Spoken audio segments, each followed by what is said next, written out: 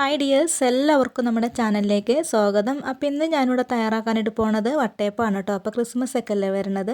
അപ്പോൾ വട്ടയപ്പം ഉണ്ടാക്കിയിട്ടൊന്നും ശരിയാവാത്തവർക്കൊക്കെ വളരെ ഈസി ആയിട്ട് ഉണ്ടാക്കിയെടുക്കാൻ പറ്റുന്ന ഒരു രീതിയിലാണ് ഇന്ന് ഞാനിവിടെ കാണിക്കാനായിട്ട് പോകുന്നത്. ഇതിൽ നമ്മൾ കപ്പിയൊന്നും കാച്ചാതെ തന്നെയാണ് കേട്ടോ ഈ ഒരു വട്ടയപ്പം ഉണ്ടാക്കിയിട്ട് എടുക്കുന്നത്. ശരിക്കും നമുക്ക് ബേക്കറിയിൽ നിന്നൊക്കെ വാങ്ങിക്കാൻ കിട്ടുന്ന അതേ ടേസ്റ്റുള്ളൊരു വട്ടയപ്പമാണിത്. അപ്പോൾ നമുക്കിത് എങ്ങനെയാണ് തയ്യാറാക്കാമെന്ന് നോക്കാം. അപ്പോൾ ഈ ഒരു വട്ടയപ്പം തയ്യാറാക്കാൻ വേണ്ടിയിട്ട് ഞാനിവിടെ എടുത്തിട്ടുള്ളത് 1.5 കപ്പ് ഇഡ്ഡലി റൈസാണ്. ഈ ഒരു ഇഡ്ഡലി റൈസ് നമുക്ക് എല്ലാ സൂപ്പർ മാർക്കറ്റിലും വാങ്ങിക്കാനായിട്ട് പറ്റും കേട്ടോ. ഇനി നമുക്കതൊരു 3-4 പ്രാവശ്യം നന്നായിട്ടൊന്ന് കഴുകിയെടുക്കാം. അതിനുശേഷം ഇതൊന്ന് കുതിർക്കാനായിട്ട് മാറ്റി വെക്കണം കേട്ടോ. ഒരു 3 മണിക്കൂറോളെങ്കിലും ഈ ഒരു അരി കുതിർന്നിട്ട് വരണം. എന്നാലാണിത് നമുക്ക് നന്നായിട്ട് തന്നെ ഒന്ന് അരച്ചിട്ട് എടുക്കാനായിട്ട് പറ്റുള്ളൂ. അപ്പോൾ അതൊന്ന് കുതിർന്നിട്ട് വരട്ടെ. ഇപ്പോൾ അരി നന്നായിട്ട് തന്നെ കുതിർന്നിട്ട് വന്നിട്ടുണ്ട്. ഇനി നമുക്ക് അവിലൊന്ന് വെള്ളത്തിലിട്ടിട്ട് കുതിർത്തെടുക്കാം കേട്ടോ. അപ്പോൾ ഞാനിവിടെ ഒരു 1/4 കപ്പ് അവലെടുത്തിട്ടുണ്ട്. വെള്ള അവലാണ് എടുത്തിട്ടുള്ളത്. അത് നമ്മൾ ഈ ഒരു അരി അരക്കണക്കായും ഒരു 5 മിനിറ്റ് നമ്മൾ വെള്ളത്തിലിട്ട് കുതിർത്തെടുത്താൽ മതി.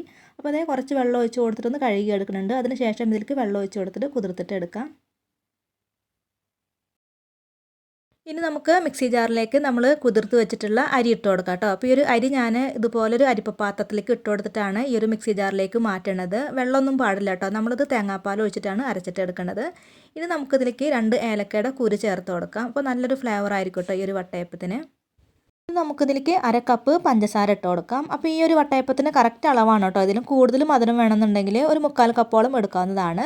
അതിനുശേഷം ഇതിലേക്ക് നമുക്ക് 1 ടീസ്പൂൺ ഈസ്റ്റ് ഇട്ട് കൊടുക്കാം. അപ്പോൾ ഈസ്റ്റ് ഒക്കെ എടുക്കുന്ന സമയത്ത് നല്ല ഫ്രഷ് ആയിട്ടുള്ള ഈസ്റ്റ് തന്നെ എടുക്കണം കേട്ടോ. ഇനി നമുക്കിതിലേക്ക് 3/4 കപ്പ് തേങ്ങാപ്പാൽ ഒഴിച്ച് കൊടുക്കാം. അപ്പോൾ ഈ ഒരു തേങ്ങാപ്പാലൊക്കെ ഒഴിച്ച് കൊടുത്ത് കഴിഞ്ഞാൽ ഇനി നമുക്കിതിലേക്ക് നമ്മൾ നേരത്തെ കുതിർത്ത് വെച്ചിട്ടുണ്ടായിരുന്ന അവലുണ്ടല്ലോ, അത് ഇതിലേക്ക് മൊത്തമായിട്ട് അങ്ങ് ഇട്ട് കൊടുത്തിട്ട് നന്നായിട്ടൊന്ന് അരച്ചിട്ടെടുക്കാം. അപ്പോൾ ഈ ഒരു വട്ടയപ്പത്തിലേക്ക് കുറച്ച് തിക്കുള്ള തേങ്ങാപ്പാൽ തന്നെ എടുക്കാനായിട്ട് ശ്രദ്ധിക്കണം കേട്ടോ. ഞാനിവിടെ ഒരു തേങ്ങയാണ് എടുത്തിട്ടുണ്ടായിരുന്നത്. അതിലേക്ക് കുറച്ച് വെള്ളം ഒഴിച്ച് കൊടുത്തിട്ട് അരച്ചെടുത്തിട്ടുണ്ടായിരുന്ന തേങ്ങാപ്പാലാണ്. അപ്പോൾ അതേ നമ്മുടെ ആദ്യത്തെ ബാച്ച് അരി നന്നായിട്ട് തന്നെ അരച്ചെടുത്തിട്ടുണ്ട്. ഒട്ടും തരിയില്ലാതെയാണ് കേട്ടോ ഞാനിത് അരച്ചെടുത്തിട്ടുള്ളത്. ഇനി നമുക്ക് ബാക്കിയുള്ള അരിയും കൂടിയിട്ട് ഈ ഒരു മിക്സി ജാറിലേക്ക് ഇട്ട് കൊടുക്കാം. ഇനി നമുക്കിതിലേക്ക് വീണ്ടും 1/2 കപ്പ് തേങ്ങാപ്പാൽ ഒഴിച്ച് കൊടുക്കാം കേട്ടോ. അപ്പോൾ ഈ ഒരു വട്ടയപ്പത്തിന് ഞാൻ മൊത്തം 1/4 കപ്പ് തേങ്ങാപ്പാലാണ് എടുത്തിട്ടുണ്ടായിരുന്നത്. ഫസ്റ്റ് നമ്മൾ 3/4 കപ്പ് എടുത്തിട്ടുണ്ടായിരുന്നു. ഇപ്പോൾ 1/2 കപ്പ്. ഇനി നമുക്കിത് നന്നായിട്ടൊന്ന് അരച്ചെടുക്കാം. അപ്പോൾ അതേ നന്നായിട്ട് തന്നെ അരച്ചെടുത്തിട്ടുണ്ട് കേട്ടോ. ഇതിപ്പോൾ കുറച്ച് തിക്കായിട്ടാണ് കിട്ടിയിട്ടുള്ളത്. ഇനി ഇതിലേക്ക് നമുക്ക് കുറച്ചും കൂടെ വെള്ളം ഒഴിച്ച് കൊടുത്തിട്ട് ലൂസാക്കിയിട്ട് എടുക്കേണ്ടി വരും. എല്ലാം ഇട്ട് കൊടുത്തതിന് ശേഷം നമ്മൾ ആ ഒരു മിക്സി ജാറിലേക്ക് ഒരല്പം വെള്ളം കൂടി ഒഴിച്ച് കൊടുക്കാം കേട്ടോ. ഒരു 1/4 കപ്പ് വെള്ളം ഒഴിച്ച് കൊടുത്തിട്ട് നമുക്കിതിലേക്ക് തന്നെ ഒന്ന് ഒഴിച്ച് കൊടുക്കാം. അപ്പോൾ ഈ ഒരു വീഡിയോ കണ്ടുകൊണ്ടിരിക്കുന്ന സമയത്ത് ആരെങ്കിലും ലൈക്ക് ചെയ്യാനായിട്ട് മറന്നിട്ടുണ്ടെങ്കിൽ പ്ലീസ് ഒന്ന് ലൈക്ക് ചെയ്തേക്കണേ. പിന്നെ സബ്സ്ക്രൈബ് ചെയ്യാതെ കാണുന്നവരുണ്ടെങ്കിൽ ചാനലൊന്ന് സബ്സ്ക്രൈബ് ചെയ്യണം കേട്ടോ. അപ്പോൾ ഞാൻ ആ മിക്സി ജാറിലേക്ക് ഒഴിച്ച് കൊടുത്തിട്ടുണ്ടായിരുന്ന വെള്ളം ഇതിലേക്ക് ഒഴിച്ച് കൊടുത്തിട്ട് നന്നായിട്ടൊന്ന് മിക്സ് ചെയ്തിട്ട് എടുക്കുന്നുണ്ട്.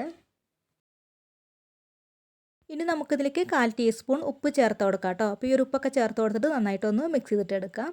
പിന്നെ ഒരു കാര്യം പറയാനായിട്ട് വിട്ടുപോയി. ഞാനിതിലേക്ക് എടുത്തിട്ടുണ്ടായിരുന്ന ഈസ്റ്റ് ഇൻസ്റ്റൻറ്റ് ഡ്രൈ ഈസ്റ്റ് ആയിരുന്നു കേട്ടോ. അപ്പോൾ നിങ്ങൾ എടുക്കുന്നത് മറ്റേ സാധാ ഈസ്റ്റ് ആണെന്നുണ്ടെങ്കിൽ കുറച്ച് നേരം പൊങ്ങാൻ വെച്ചതിന് ശേഷം വേണം ഇതിലേക്ക് ഒഴിച്ച് കൊടുക്കാനായിട്ട് കേട്ടോ. അപ്പോൾ അങ്ങനെ എടുക്കുന്ന ഈസ്റ്റ് ഈ ഒരു സമയത്താണ് കേട്ടോ ഈ ഒരു മാവിലേക്ക് ഒഴിച്ച് കൊടുക്കേണ്ടത്. ഇനി നമുക്ക് ഈ ഒരു മാവ് നന്നായിട്ടൊന്ന് അടച്ചു വെച്ചതിന് ശേഷം ഇതൊരു 3 മണിക്കൂറോളം ഒന്ന് റെസ്റ്റ് ചെയ്യാനായിട്ട് മാറ്റി വെക്കാം കേട്ടോ. പിന്നെ ഓരോരോ കാലാവസ്ഥയ്ക്ക് അനുസരിച്ചിട്ടിരിക്കും ഈ ഒരു മാവ് പൊങ്ങി വരുന്നതിൻ്റെയൊക്കെ ആ ഒരു കണക്കൊക്കെ. ചിലപ്പോൾ നല്ല ചൂടുള്ള സമയത്തൊക്കെ ആണെങ്കിൽ പെട്ടെന്ന് തന്നെ മാവ് പൊങ്ങിയിട്ട് വരും. പിന്നെ തണുപ്പൊക്കെ ഉള്ള സ്ഥലങ്ങളിലൊക്കെ ആണെങ്കിൽ മാവ് പൊങ്ങി വരാനൊക്കെ ആയിട്ട് കുറച്ച് താമസമാണ് കേട്ടോ. ഇപ്പോൾ നമ്മുടെ മാവ് ദേ നന്നായിട്ട് തന്നെ പൊങ്ങി വന്നിട്ടുണ്ട്. ഇനി നമുക്കിത് പതുക്കെ ഒന്ന് ഇതുപോലെ ഇങ്ങനെ ഒന്ന് ഇളക്കി കൊടുക്കാം കേട്ടോ. നമ്മളിത് ഒരുപാട് നേരിട്ടിട്ട് കുത്തി ഇളക്കൊന്നും ചെയ്യരുത്. ഇതിലത്തെ ആ ഒരു എയർ ബബിൾസ് ഒന്നും കളയരുത് കേട്ടോ. അപ്പോൾ പതുക്കെ തന്നെ ഒന്ന് മിക്സ് ചെയ്തിട്ട് എടുക്കാം.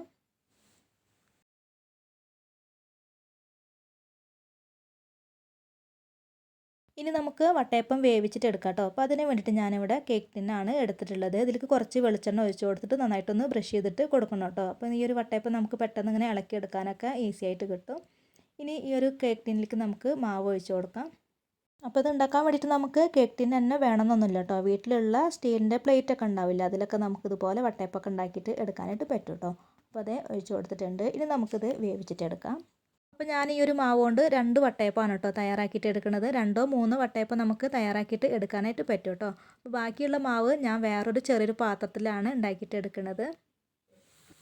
അപ്പോൾ വട്ടയപ്പം വേവിക്കാനായിട്ടുള്ള ഇഡ്ഡലി പാത്രത്തിൽ വെള്ളം നന്നായിട്ട് തിളപ്പിച്ചിട്ട് എടുത്തിട്ടുണ്ട്. ഇതിൻ്റെ മുകളിൽ നമുക്കൊരു തട്ട് വെച്ച് കൊടുത്തതിന് ശേഷം നമ്മൾ റെഡിയാക്കി വെച്ചിട്ടുള്ള ആ ഒരു കേക്ക് ടിൻ ഉണ്ടല്ലോ, അത് ഇതിലേക്ക് ഇറക്കി വെച്ച് കൊടുത്തിട്ട് മൂടി വെച്ചിട്ട് ഒരു 20 മിനിറ്റോളം ഒന്ന് വേവിച്ചിട്ട് എടുക്കാം. അപ്പോൾ അത് അവിടെ നിന്നിട്ട് വെന്തിട്ട് വരട്ടെ. ഇനി നമുക്ക് ബാക്കിയുള്ള മാവുണ്ടല്ലോ അത് ഞാൻ ഇതുപോലെ ഒരു ടിഫിൻ ബോക്സിലാണ് കേട്ടോ ഒഴിച്ച് കൊടുക്കുന്നത്. അപ്പോൾ ഇതിൽ ഞാൻ കുറച്ച് വെളിച്ചെണ്ണ ഒക്കെ ഒഴിച്ച് കൊടുത്തിട്ടൊന്ന് ബ്രഷ് ചെയ്തിട്ട് എടുത്തിട്ടുണ്ട്.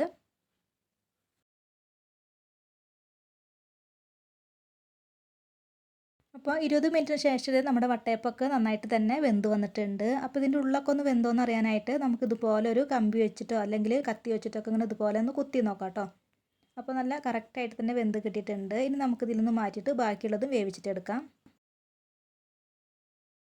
അപ്പോൾ നല്ല പഞ്ഞി പോലെ നല്ല സോഫ്റ്റ് ആയിട്ടുള്ള വട്ടയപ്പം ഇവിടെ റെഡി ആയിട്ടുണ്ട്. അപ്പോൾ എല്ലാവരും ഒന്ന് ട്രൈ ചെയ്ത് നോക്കണം കേട്ടോ. നല്ല സോഫ്റ്റും നല്ല ടേസ്റ്റി ആയിട്ടുള്ളൊരു വട്ടയപ്പമാണ്. പിന്നെ ഇത് ഞാൻ രണ്ടാമത് ഉണ്ടാക്കിയിട്ടുള്ള ആ ഒരു ടിഫിൻ ബോക്സിൽ ഉണ്ടാക്കിയ വട്ടയപ്പം ഉണ്ടല്ലോ അതും നന്നായിട്ട് തന്നെ കിട്ടിയിട്ടുണ്ട് കേട്ടോ. അപ്പോൾ തീർച്ചയായിട്ടും ട്രൈ ചെയ്ത് നോക്കുക. ഞാൻ എടുത്തിട്ടുള്ള ഇൻഗ്രീഡിയൻസ് അതേപോലെ തന്നെ എടുത്തിട്ട് നിങ്ങളും ചെയ്യുകയാണെങ്കിൽ കറക്റ്റായിട്ടുള്ള വട്ടയപ്പം ഉണ്ടാക്കിയിട്ട് എടുക്കാനായിട്ട് പറ്റും. അപ്പോൾ ഇന്നത്തെ ഈ ഒരു വീഡിയോ എല്ലാവർക്കും ഇഷ്ടമായിട്ടുണ്ട് എന്ന് വിശ്വസിക്കുന്നു. വീഡിയോ ഇഷ്ടമായിട്ടുണ്ടെങ്കിൽ നേരത്തെ പറഞ്ഞ പോലെ ഒന്ന് ലൈക്ക് ചെയ്യുക, ഷെയർ ചെയ്യുക, കമൻറ്റ് ചെയ്യുക. പിന്നെ ആദ്യമായിട്ടാണ് നമ്മുടെ ചാനൽ കാണുന്നതെങ്കിൽ ചാനലൊന്ന് സബ്സ്ക്രൈബ് ചെയ്യുക കേട്ടോ. അപ്പോൾ ഇനി അടുത്ത നല്ലൊരു വീഡിയോ ആയിട്ട് വീണ്ടും വരാം. ബൈ. താങ്ക്